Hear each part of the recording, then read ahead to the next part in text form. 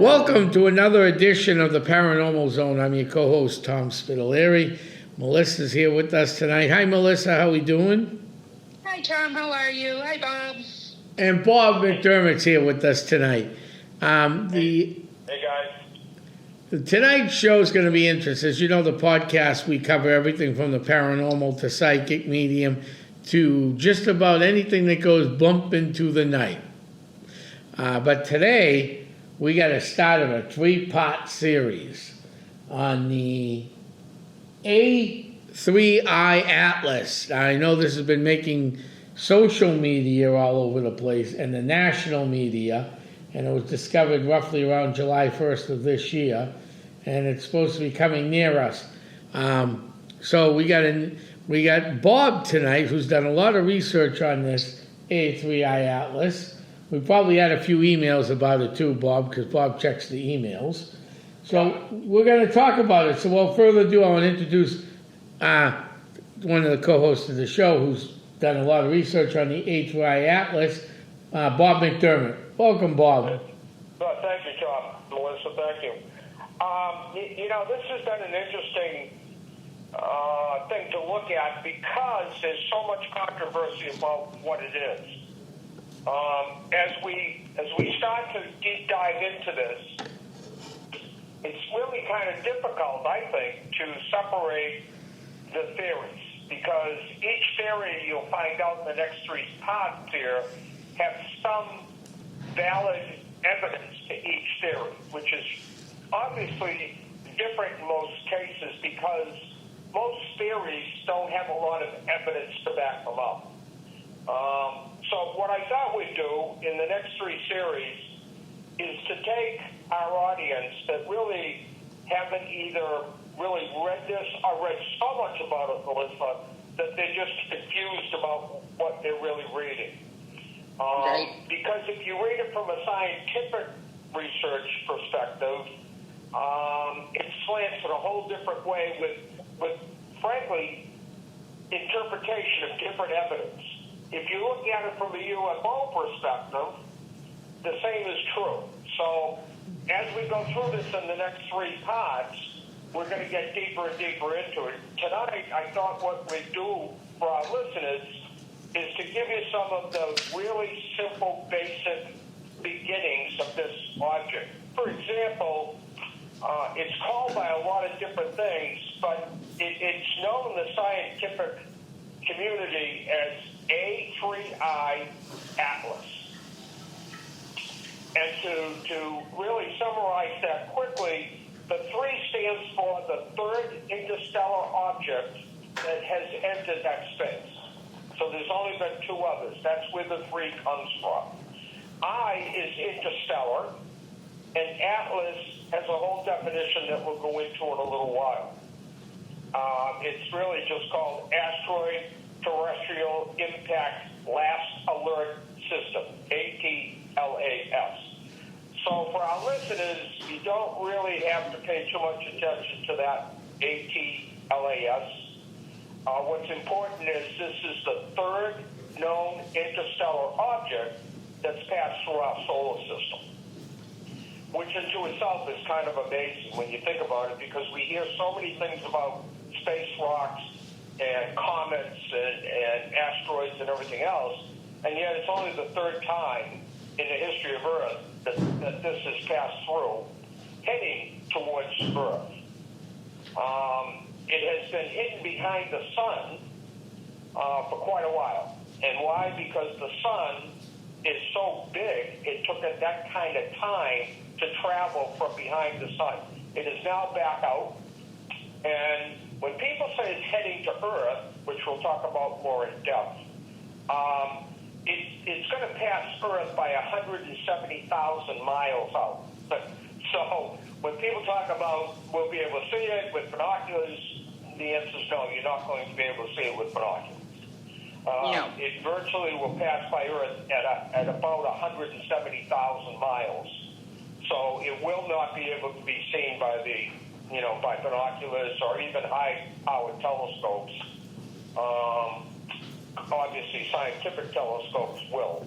So Bob, what you're saying is my telescope that I have at home, okay, that my father bought us back way when for Halley's Comet, I'm not going to be able to put that outside and look at this thing? Yeah, I would say this to you and our listeners. If you've got a telescope, right in around mid-December, maybe a little after Christmas, they're saying about December 29th is the time the horizon, that I will think. be passing Earth. I would advise you to go give that a shot. I don't think you got anything to lose by not doing it. You know what I'm saying? Absolutely not. From what I was reading, come around, I think, did it say, I believe dusk, right around dusk is when, if you have a good enough telescope, you'd be able to see it. Yeah, I mean, the scientists are saying that it would be difficult, but I think everybody should at least give it a shot. I wouldn't be disappointed if you can't, though, or I would tell our listeners I wouldn't rule out that it wasn't happening just because you can't see it, because it is passing by 170,000 miles, so it's a lot. Let's get into the theory, guys, about what this is, because I think that's what most of our listeners are anxious to hear. So let's address the theory of that it's a comet. Scientists still believe that this is a comet traveling through interstellar, albeit acting kind of odd in a lot of ways. One way is its trajectory has changed as it got closer to the sun. Now, what we have to understand is that every object traveling through space has to deal with the gravity of the moon and the sun and the earth, right? So it has a gravitational pull, and each item going through has to deal with that. Yet this particular object doesn't seem to be affected by the sun or the moon's gravitational pull. However, it has changed directions. Now, not a U-turn, but it's veered off of course, which comets don't normally do, according to the research. The second thing that this object is displaying is what they call a blue tail. So every comet or vehicle coming through interstellar, because of the gases, will have a tail to it. But it's rare to see a comet with that color tail. So there is something to this, Tom, about the color of the tail, because it's really saying that in order for that tail to be that color, it would have to be putting off a nuclear type of gas, which a normal comet or an asteroid or something would not be putting off. The second strange thing about this, and I encourage our listeners to look this up, that this tail of this object constantly faces towards the sun, regardless of its position. So again, what's changing that route it's taking? What's forcing it to keep that tail facing towards the sun? That's very odd. Even the scientists can't quite explain that. Another oddity is, and the scientists are confused about this, how it's changing speeds. Speeds become very important because comets tend to have a speed, follow the same path without altering its course too much, and yet this one is doing things that they have never seen before. That's according to a lot of the scientists. And I encourage our listeners to research this. It can be done very simply. You don't have to be a scientist. Go Google what we just told you, A3I/Atlas, ATLAS. Just Google it, and you will see all kinds of information come up. What you will see in your research is there is some standard agreement between UFO researchers and scientists as to how this item is acting. So let's move to the second theory. So that first theory to sum up is that it's a comet. Yeah, it's acting very strange, and it does have some material to it that we can't understand. But scientists are still convinced this is not a motorized or nuclear power craft that can alter its direction, and it's being either piloted or it's being orchestrated by something that is technology, right? Mm-hmm. Yeah. So that's what they're saying. So let's move to the UFO side of it. And I think that with due respect to all of us that are UFO researchers and UFO amateur researchers, we are, I believe, won't say we, but I believe that there is life beyond our universe. I do believe that they've made contact with us, and I believe even to a point that they may very well walk among us in small numbers. But if you're a UFO enthusiast, then what we're looking at is this a spacecraft from another galaxy? It's a galaxy that's never been explained. They don't know that it's out there. They've never identified it. That's how deep in space this has come from. But is this the time when we're going to make contact? And, you know, Tom, if we looked at this when it first started, they were talking about it actually hitting Earth, right? I mean, there was Correct. a lot in the very beginning about this could very well, you know, be an asteroid or a comet that's targeted right to hit Earth. Well, as it progresses, we find out it's 170,000 miles away. So the chances of it hitting Earth is slim. The UFO enthusiasts looked to a few things. First of all, how does this change speed and direction? I mean, comets don't act that way. Asteroids don't act that way. So what's causing it to change direction and speed? It seems to slow down at times, and then it goes back to its speed again. It even has altered its course a little bit as it went behind the sun. So what's causing that to happen? It's not gravitational pull from the sun or moon, because it hasn't affected it that way. So that's number one. Number two is UFO enthusiasts are saying, why is the tail? And understand the tail of this is not a hard piece of equipment. The tail is the excess gas that anything traveling at this speed puts off, right? So a shooting star would have a gas trail, for example. Right. So I don't want to leave our listeners with a thought of a tail like the tail of an airplane. It's not that kind of a tail. So what makes this gas blue? Interesting thing is that C2 is what a comet, C2 is a liquid, but C2 is what drives a comet through space. It has to have C2. Yet they're saying that this particular object is lacking in C2. Okay? So normally a comet coming in would have the C2, a kind of a whitish colored tail. Mm-hmm. But this one has a blue tail that would indicate at least that it has a shortage of C2. Okay. Now, for our listeners to go ahead and research this, that's a big deal. That's a very big deal. Because don't forget, the other two interstellar objects had a high residual of C2. Yet this seems to be lacking in C2, and yet it's acting like it's running off of C2. So the UFO enthusiasts and, frankly, some scientists have said that they think it may be nuclear powered.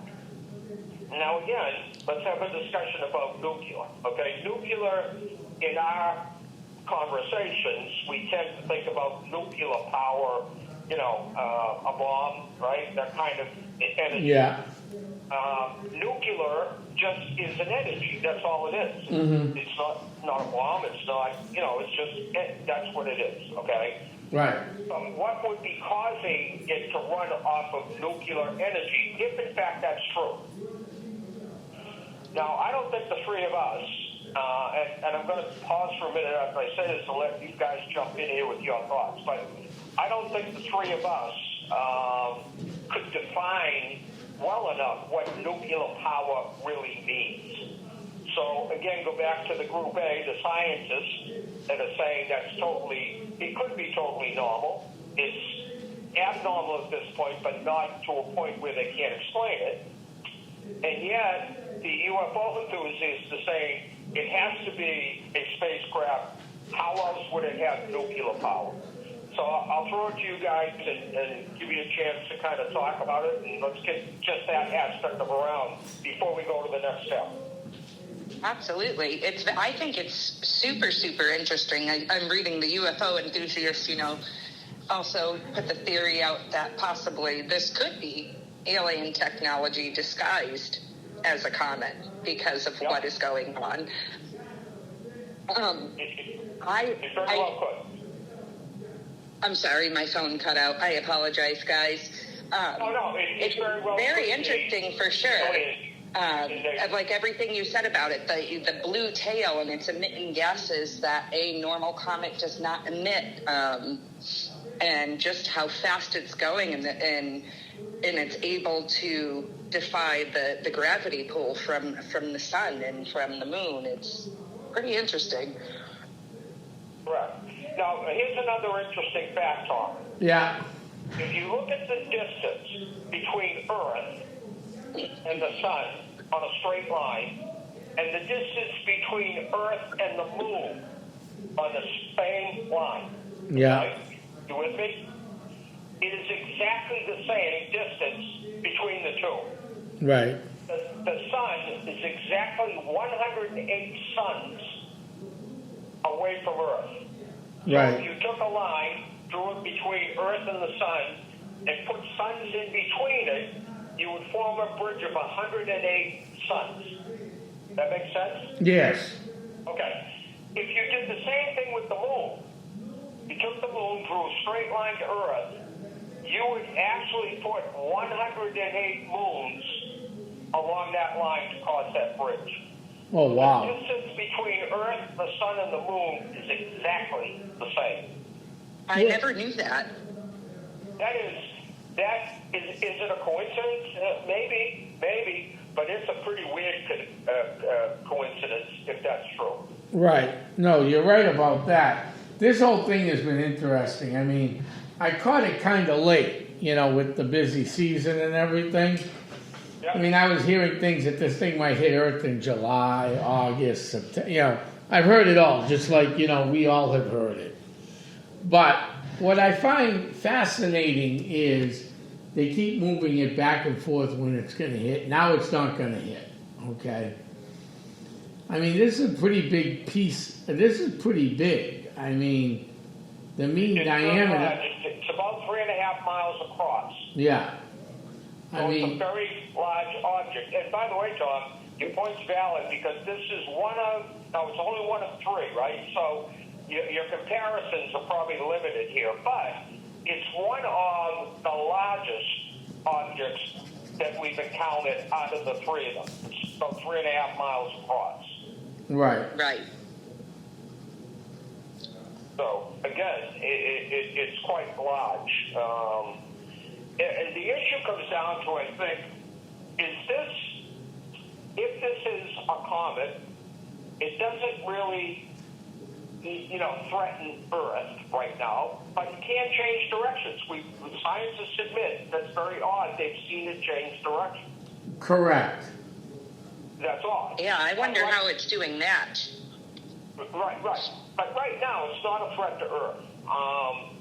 And by the way, our listeners might want to write down December 19th, because on December 19th, this object, if it stays on trajectory as it is to now, will be the closest to Earth it's going to come, which would be the 117,000 miles. But that's scheduled for Sunday, December 19th. So, At what time? they didn't give a time. because, again, an object like a comet or asteroid tends to have a speed pretty consistent with its direction. This seems to be able to slow down and speed up. Right. Right? And as Melissa just pointed out, it tends to change direction. Now, not a hard left or a hard right direction, but off course of what it's on, where a meteor, a comet, or an asteroid tends not to do that. It has what they really call, it's a technical term people can look up, but it's called hyperbolic trajectory, meaning it's heading on the same trajectory, a straight line, and it doesn't change, nothing wavers it from it. Well, that's good. How is it this one seems to change its path a little bit? Right. Yeah, no, this is interesting. I mean, I've looked a little bit up this weekend for what I could. And, I mean, I think the important date is December 29th. Yep. And it was supposed to be, wasn't it towards the end? Originally, they said the end of October was originally supposed to be the closest, I thought. Like, information keeps changing, like you say. Right. And this, Melissa, speaks the concept of it's changing speed and direction. Wow. Because they were off by quite a bit when they said that it would be, passing Earth sometime late October. Right. What changed that, according to what I read, was its speed and trajectory is changing. Wow. And it spent more time behind the sun than they had anticipated. Yet, it fought off the sun's gravitational pull. It didn't seem to affect it. Yeah, that's so strange. It is strange. It is very strange. But the good news so far is that this really, right now, even in the scientific community, is not posing a threat to Earth. If we look at it just as it's a comet or an asteroid, or whatever you want to define it as, so the threat of it hitting Earth, because I think, Tom, I know you and I know Melissa knows this too, but this will be interesting to our listeners. There is certainly a theory that way back before the Ice Age, that Earth was hit by an asteroid, something like that destroyed Earth, destroyed life on Earth. Correct. Right? There's a period of history, thousands and thousands and thousands of years ago, that life seemed to not exist for a while. Right. And the theory there is that it was hit by some interplanetary object that actually eliminated the dinosaurs, wiped, the Earth clean of life. Nobody could survive it. And it took thousands of years for it to come down. And some people, Melissa, argue that that's the gap we have if we looked at all of the stages of life since the beginning.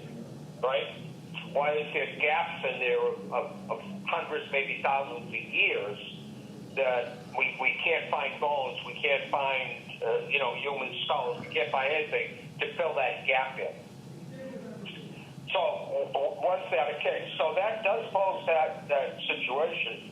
I think the next thing is probably closer to our hearts is the fact, is this a spaceship? Is this the time when the aliens, if you will, are going to come to Earth? And there's a whole theory out there that you can research on this, that they are now coming to Earth because they started Earth thousands of years ago. And they are now coming to update and to lay out future plans beyond today. Okay. So people that are listening to this that are anti-UFOs, don't believe in them, are going to write us off and say, oh, yeah, well, they're just, they got no proof of that. And I agree, we have no proof of that. But the timing, to me, is important. It kind of seems like the timing is right for this. If you look at what's going on in our world, not just our country, but the whole world today, Right. I mean, it certainly has gone through a metamorphosis. It's gone through a change, at least from my perspective, living in, the United States. It certainly has changed a lot of things we do. But the big thing, Melissa, that I keep going back to is how did we gain so much technology so fast? I mean, we virtually went, I tell people this, I'm not ashamed of it. I'm 75 years old. So if I go back and I look at my life, when I was 20, 30 years old, we didn't have cell phones. We didn't have computers. We didn't have the internet. We didn't have any technology like that. No, I'll die on the hill that it was all reverse engineered. Well, there you go. But if you look at That's that, my Melissa, theory. 50 years, we went from living in the dark ages with landline phones and black and white televisions Yes. to 50 years later carrying our life around in one little object called a cell phone. It's true. Now, let's look at AI today. AI is very much like the internet was 20 or 30 years ago. Well, I guess 40 years ago.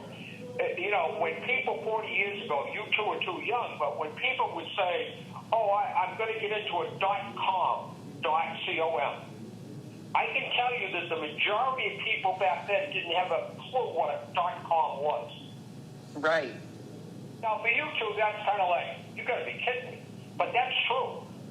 That's true. It is the same way as it is AI today.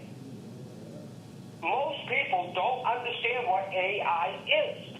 They really don't. Right. What they think it is I can give my computer a few words and it will write my resume for me. Correct. It will do that. But very much like the internet, that's only one little application of what it can do. Right. Right? So when the internet rolled out, and I think Al Gore took credit for it, but it was the military who had the internet first, and they used it, within their own groups. When they rolled that out, nobody understood what websites were. Now I know it's hard to say, that's ridiculous. Of course they did. No, they did not. Websites were like AI is today. People would say, right, wow, they were unheard of when I was little. They can interact. I mean, Right. So again, let's go back to AI here. How does that technology re-engineer itself so quickly? I mean, if you look at the pyramids, the theories behind the pyramids today are crumbling. They're crumbling. That 200,000, 2 million, whatever it was, workers put it together and move bricks and move mortar, and that's not being and hand cut every stone to where a piece of paper couldn't get in between them. Tons. And they took it up the side of a pyramid. But more and more you hear about that, more and more people saying that's almost impossible. And I would encourage our listeners to research what they call the Orion, O-R-I-O-N mystery.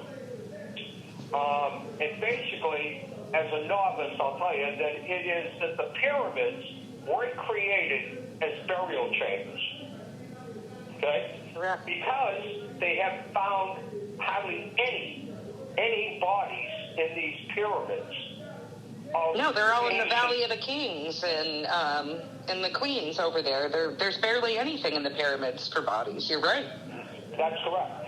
So, but when you're inside and you're looking, the openings looking up connect to the Orion sky, the stars in the Orion universe. Okay, so you can Google Orion, O-R-I-O-N, and pyramids, and you'll read all about this. It's quite interesting. But the other thing is that pyramids in Asia had the same view of Orion star group as they did in Egypt. I think it goes across even to like the Aztecs and the Mayans as well. And all of a sudden, everybody around the world just started building pyramids towards the sky. that didn't have any way of communicating with each other either? Well, there you go.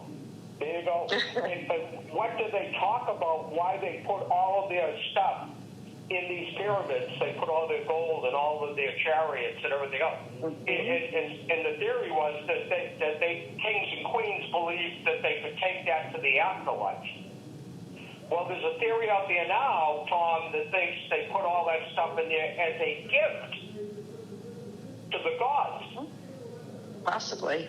I think it would. I think they were absolutely trying to connect with the gods somehow.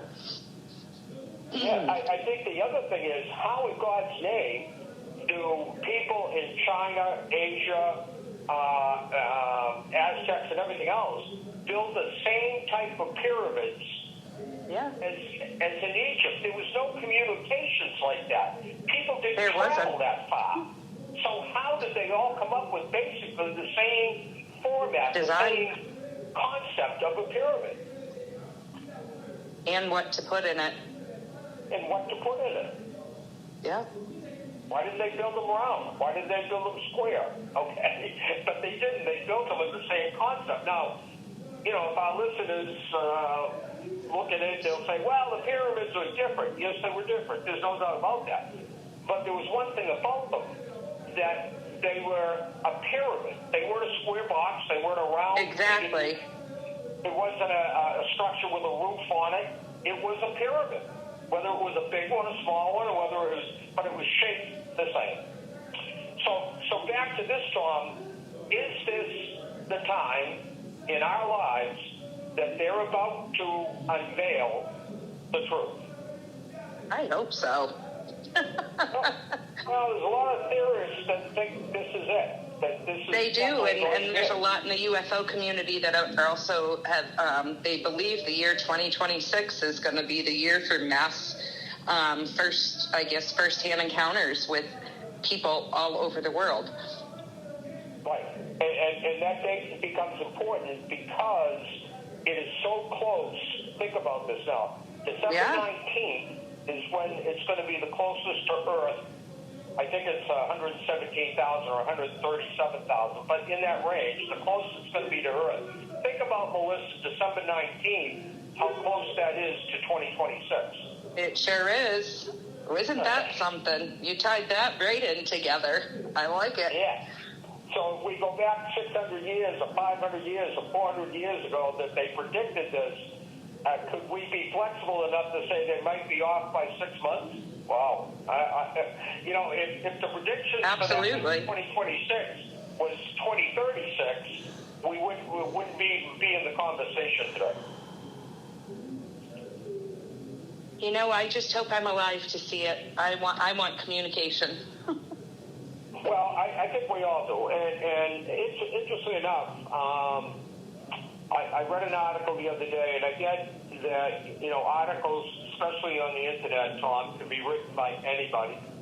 Right. Unfortunately, today the internet has no substantiation. They allow anything to be put on there, and nobody validates it's true or false. But they're now saying that even Donald Trump has admitted contact with aliens and has come short of actually admitting that this could be the turning point here. He hasn't said that. Interesting. I don't quote him as that. I'm not quoting Donald Trump. He never said that. But that's the talk on the internet that he hasn't, acknowledged it. So I think as this thing evolves out, and what I think we're going to do on the Paranormal Zone is to keep educating our listeners to what the next step is, because it's changing rapidly. It really is. Yeah, it's changing, certainly not, weekly, but certainly changing monthly.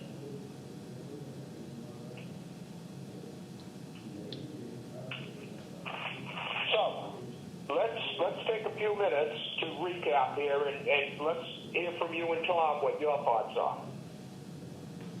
Tom? Yeah, I'm here. Go ahead.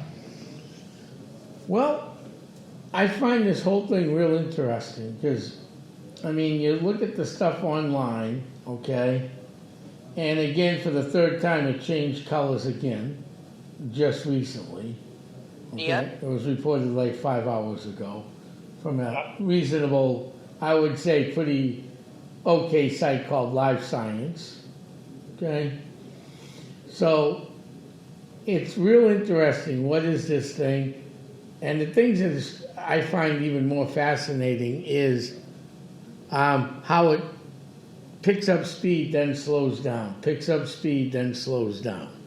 Correct. You know, when I think of something that picks up speed and slows down, I would think of a car. Correct. Correct. You get on the highway, you gas the speed up, you're going to go 65, 70 miles or more an hour. Right. You put the brakes on and you put very little gas and you're on the back road, wouldn't do this on the highway, you're going to go 15, 20 miles an hour. But that's not what we're dealing with. We're dealing with something that can't be explained. Yeah, Right. You know what the average speed of this object has been since they detected it? 38 miles an hour. 137,000 miles per hour. Oh, okay. That's been the average miles per hour. So it's varied. In our next session on this part 2, we're going to talk more about that, how much it's varied. Because I think, Melissa, it's important when people say, well, it slowed down and sped up, but by how much? Right, absolutely. Right. We'll keep a track on it for the next. 137,000 miles per hour. Let's say it slowed down to 135,000 miles per hour. Or Then what's it gonna do? Right. Over. That would not, at least me, get my attention. But if it went from 137,000 miles per hour as an average, and then dropped to 100,000 miles per hour, the conclusion has to be something is control of the speed. 100% agree. Right? We can argue that maybe it's atmosphere. It could be. Who knows? I mean, but something is controlling the speed. But why did the other two comets? Because remember, this is the third object that we Right. tracked. Why did the other Right. two not show these same symptoms, so signs? That's a good question. Well, so we have data, right? And I'm going to research this. We're going to do this next week. We're going to talk more about the actual data. But we have data to look at with the other two interstellar objects. Right. So when we say this one's varying its course, did the other ones vary their course? Mm-hmm. And Right, did the that's other what we ones need to look vary by into. what degree? Right. The other issue is, did the other two objects, were they affected by the gravitational pull of the sun? This one Right, was or were they not. hyperbolic as well? Yeah, exactly. But it kept turning its tail towards the sun. Correct. That's it. See, that just blows. So if I would think, so in my head, obviously, I'm not an astrophysicist, so I can't explain this. So if it's moving at 137,000 miles an hour right now, and if it slowed down, could an astrophysicist even use math to explain that, oh, all of a sudden this comet is getting pulled by gravity, but it didn't get affected by our sun or our moon? I can't see that, visualize that ever happening. So the only thing else that would make sense is it's being powered by something else. Very valid point. Very valid point. You know, The second thing that isn't being talked about, but has been mentioned online, and again, I preface it by saying, anything will be put online, but there has been reports of a signal of some sort coming from it.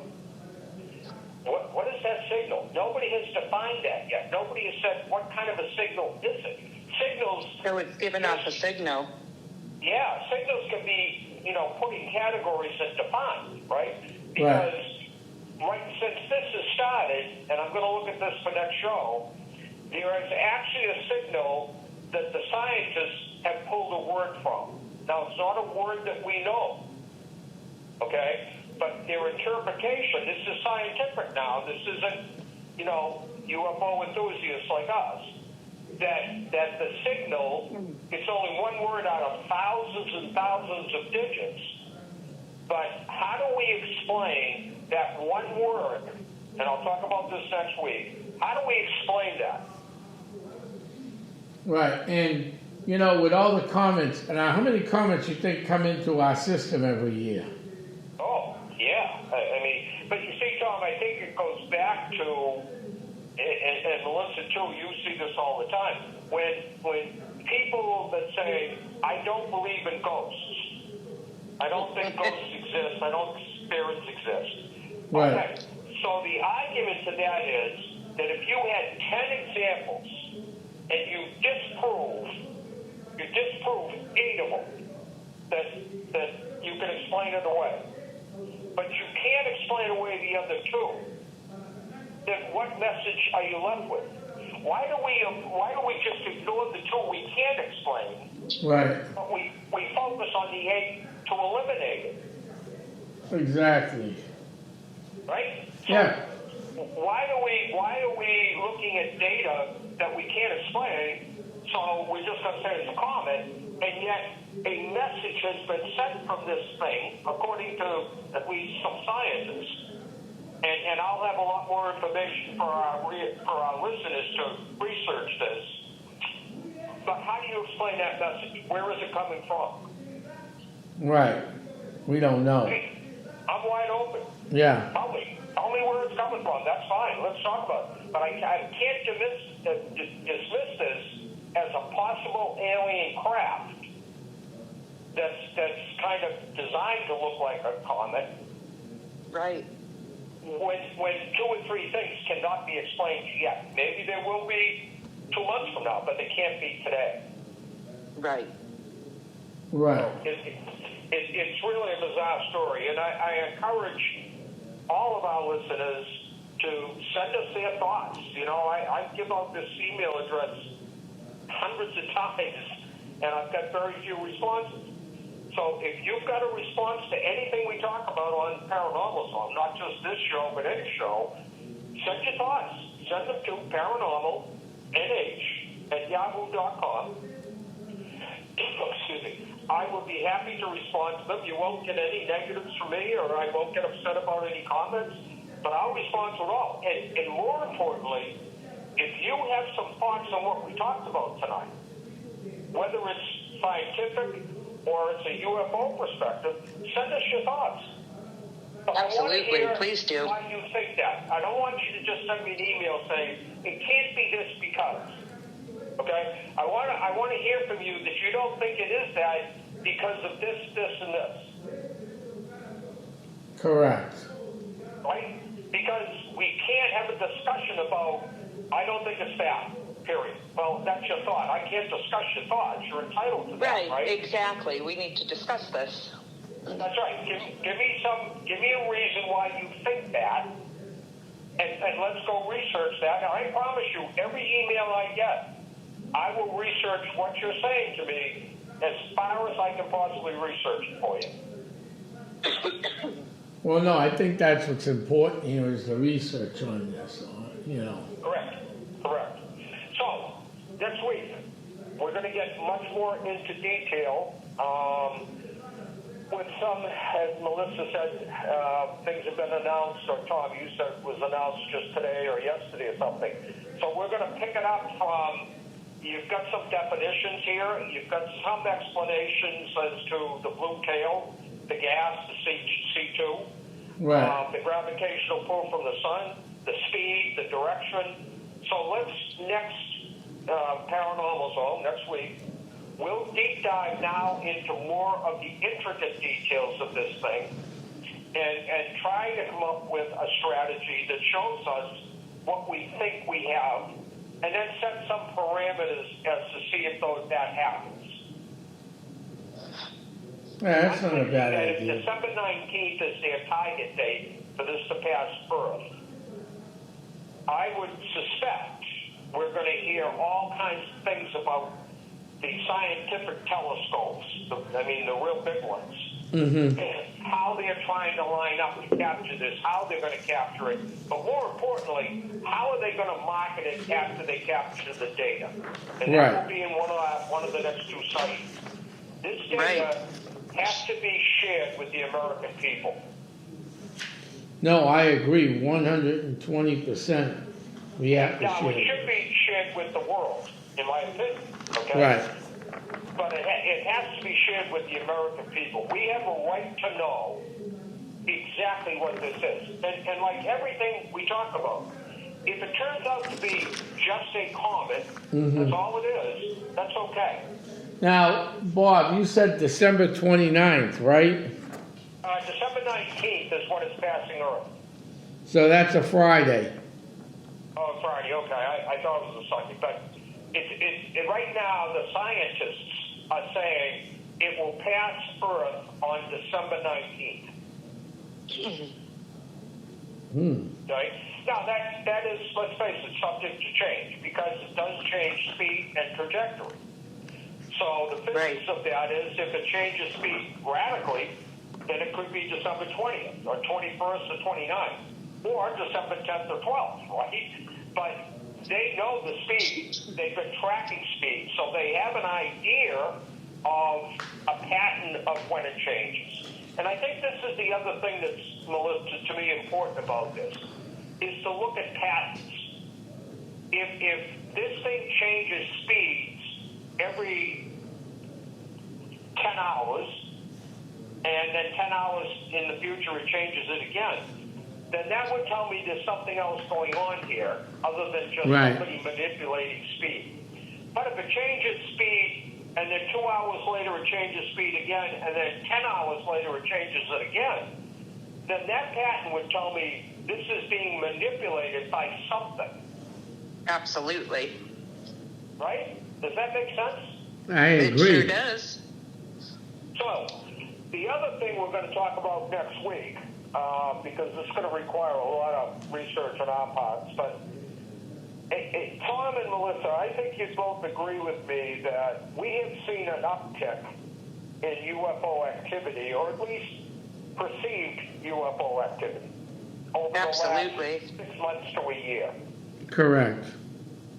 So if we were to take that uptick and look at it like a military situation, before two countries go to war, excuse me, before two countries go to war, we see what? We see a buildup of troops. Correct. Right? We see a buildup of equipment. We see a buildup of troops along borders. So there's always an indication that something's coming. Right. Right? And really, that application is true in a lot of things in life, right? We see, okay, if you look at weather, today they can predict weather a day, 2 days, 5 days in advance. And how? Because of the models they look at of what the atmosphere and everything is doing. Correct. So to me, I think we have to look at that and say, how does this particular object align itself with the increase in UFO activity? Because that might tell us that the UFO activity is because of this object. It very well could. It could. Right? So they're getting ready for something. So what I'm going to do for next week is we want to look at what percentage of increase in UFO activity has happened over the last 6 months or a year. And what areas is it heavily concentrated on? I think all of those might, I'm not suggesting they definitely will, but they might have a correlation to December 19th. Right? Right? It very well could. In New Hampshire, we have a lot of reports from people that they've seen a huge uptick in military-type aircraft over New Hampshire because of peace. Right. A lot more than we've ever seen before. I was at my grandson's football practice the other night, and within an hour, 4 very large military airplanes came across and were fairly low. I mean, to a point where it got everybody's attention. Not that it caused a panic, I'm not suggesting that, but it was, wow, look at this. These guys are low. And there were 4 of them. So it's that kind of activity that I think we need our listeners to report to us on and be aware of. Yes. It would make sense to make a good scientific, really, process out of it. We got to look at all those numbers. I agree. And you know what, Melissa? Research is, as you well know, and Tom, you too, being a historian, research, you have to take the results that you get. Right. And besides the results to fit the narrative. I mean, right. If we look at this and we find out that there was more UFO reports and activities 2 years ago than there is today, then that theory falls apart. Right. However, following my same philosophy, if there is a lot more activity, then I think that keeps that theory alive. You can't have it both ways, right? I mean, the narrative has to have a plus and a minus. Right. So, anyway, I think it's a very interesting subject, and I applaud both you and Tom, Melissa, for, coming up with the idea to do a 3-part series. I think this is extremely interesting, even though it kind of varies a little bit from the concept of the paranormal zone. And I That's know all right. that, No, it doesn't really. Yeah, well, we have a very diverse group, right? We have mediums, we have, like Melissa, we have paranormal investigators, we have witches, we have psychics, we have it all. We But do. they don't always all look at the same thing together or have the same interests. Mm-hmm. So to me, this kind of pulls that whole thing together, because I've thought for years, and I still kind of believe, that the UFO portion of this has something to do with energy and spirits. I really do. I think that's another whole show to get off on the theory, but I've always thought that it has something to do with that because of Egypt and the pyramids. Because Right. if you believe in the aliens, they tie death into this whole thing. Okay? With pharaohs dying and rising and everything else. So to me, there's been a connection there, and I'm not sure that over the thousands of years we've investigated that to its fullest. Mm-hmm. So, anyways, part one. It was a great part 1, actually. Well, yeah, it's an interesting subject, and we'll keep delving into it. But I want to reemphasize. Here's a couple quick things here. Yeah. Monday, October 13th, there was a sighting in Port Richey, Florida. Sunday, October 5th, there was a sighting in Sunderland. I don't know where that is. Yeah. No, that's the wrong way. So those are some of the recent sightings. West Alderbury, UK, Yeah. in September. A bunch in the UK around the end of September. You know what? Well, I think, Tom and Melissa, we have to understand that because we live in the United States, we tend to talk about the United States. This event, if that's what it is, this event really encompasses the whole world. It will encompass the whole world, 100%. This is not just specific to us. That's correct. That is absolutely correct. This is an event that affects Earth, all of Earth, Africa, Right. Anywhere you want to mention. So the research has to be all over. And so how do we connect that? That's our next step to look at. And Tom, Right. you can talk about the UK, right? Yeah. I would be a bit surprised if we're seeing an uptick in activity in Argentina, or in Africa, or in Israel, Well, there's a lot in Mexico, I believe, as well, and in South America. There's a ton of sightings. Well, there you go. So we need to sometime be able to deep dive into why parts of this Earth have more sightings than other places. Right? Right? I mean, there has to be a correlation there, right, Melissa? I mean, I would think so. I would absolutely think so. And could it be tied to basically all these circle stones that have been found everywhere? That's correct. That's absolutely correct. And the other thing is, could it be tied to where this whole thing started? Right. Right? I mean, if you believe, I hate to get into this because religion bumps right up against it, but if you believe that aliens discovered Earth, formed Earth, and put life on Earth to see it evolve out, then where did that begin? How did it begin? I mean, we believe in Adam and Eve if you're into the religious part of it, right? They were the beginning. Right. Two people in paradise and so forth. But what if this is not that? What if this is that we were put on this planet as a huge experiment? Right. And the experiment is coming due thousands and thousands of years later. And the real truth behind this object is they are now going to share with us the second phase or the third phase of Earth. Right. It would be pretty amazing. Well, You never know. Now, Bob, I just found this. Yeah. NERFA, New England UFO sightings, have reported at least 17 since August 2025. They're not saying where, but they're called New England UFO Reporting Center. Okay, so what we'd have to do, Tom, for our listeners, is to go back and look at August of 2024 or 2023. Right. Get the which we can do. Well, I will do this for the next show, but get the number of sightings then, and in the same place, and then the number of sightings in the same place in August of 2025.